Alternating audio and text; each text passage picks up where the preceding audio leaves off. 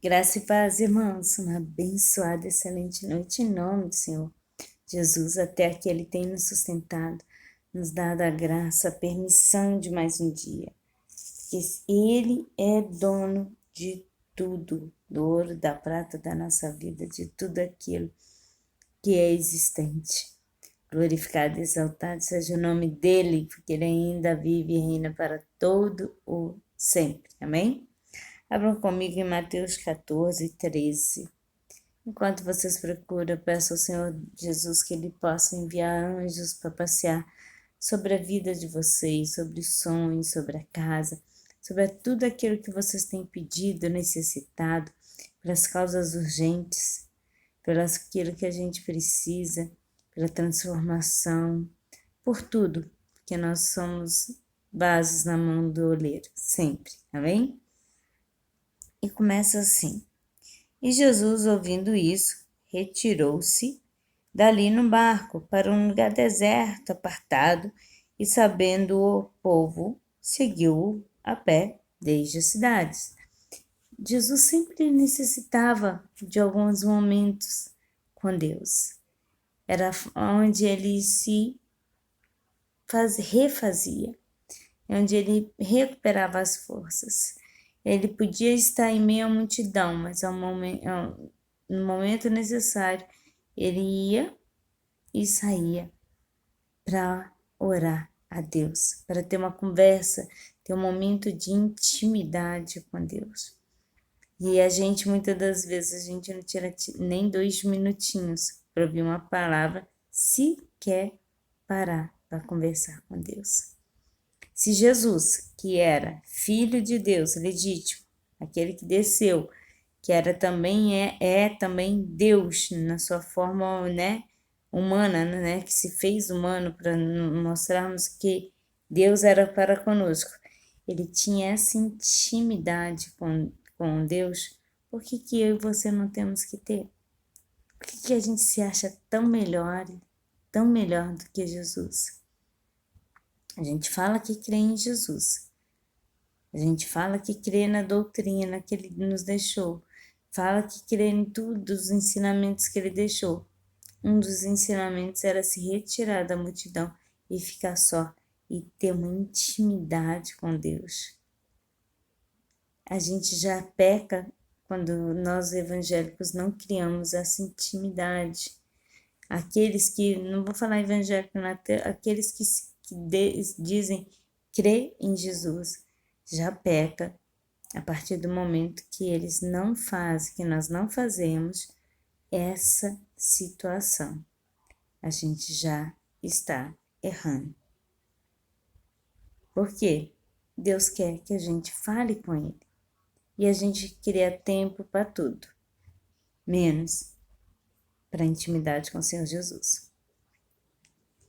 E Jesus, saindo, viu uma grande multidão e, possuído de íntima compaixão para com ela, curou os seus enfermos. Então, Jesus, quando saiu ali de onde ele estava, ele viu o povo clamando pelas necessidades de cura, de libertação. As pessoas iam atrás dele. Quantos de nós também andamos atrás de profetas porque a gente precisa ouvir a voz de Deus? E ali as pessoas estavam ouvindo e sabendo que Jesus operava o quê? Milagres. Mas antes ele ia lá, se recuperava, tinha intimidade com Deus e vinha fazer a obra dele. Então, ele se compadecia daqueles que estavam em busca disso. E ele curou os enfermos. E sendo chegada a tarde, os seus discípulos se aproximaram-se dele, dizendo: o lugar é deserto. Lugar é deserto, e a hora já é avançada. Despede a multidão para que vão pelas aldeias e compre comida para si. Então já havia corrido muito tempo que a multidão estava ali, ouvindo a Jesus, vendo os milagres, vendo as curas, porém eles não tinham alimentado.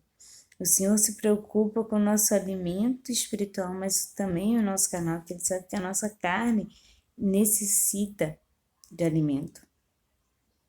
Jesus, porém, lhes disse: não é necessário que vão, dá-lhes-vos de comer. Então eles lhe disseram: não temos aqui senão 5 pães e 2 peixes. E ele disse: trazei-mos aqui. E tendo mandado que a multidão se sentasse sobre a erva, tomou 5 pães e os 2 peixes, erguendo os olhos para o céu, os abençoou. Então, partindo os pães, deu-os aos discípulos e os discípulos à multidão. Toda vez que Jesus ia fazer algum ato muito milagroso, toda vez que Jesus ia curar, ressuscitar mortos, fazer alguma coisa grandiosa, ele fazia essa situação. Ele olhava para o céu. Ele olhava para onde vem o socorro dele, que era Deus. Ele às vezes falava: Senhor, eu sei que eu não preciso falar quando foi em Lázaro, né, em voz alta, porque eu sei que o Senhor está comigo. Porém, eu faço para que eles acreditem. E ele olha para o céu e abençoa e parte. E comeram todos e saciaram-se, ainda levaram dos pedaços que sobraram, né? 12 cestos cheios. E os que o comeram foram quase 5.000 homens, além das mulheres e crianças. Irmãos, quando a gente coloca as coisas nas mãos do Senhor, o que é pouco vira muito. O que a gente levanta os olhos e agradece a Deus, que é pouco, é muito. Hoje a família perdeu esse hábito, mas antigamente não se comia na mesa antes de agradecer a Deus. Às vezes não falava em voz alta, mas se inclinava e agradecia pelo alimento. Hoje a gente tem tudo fácil, industrializado, a gente às vezes não precisa nem cozinhar e a gente não agradece ao Senhor pelo alimento. A gente não tem o hábito de agradecer. E não é só alimento, é tudo. O Senhor, Ele multiplica tudo aquilo que a gente coloca nas mãos dele.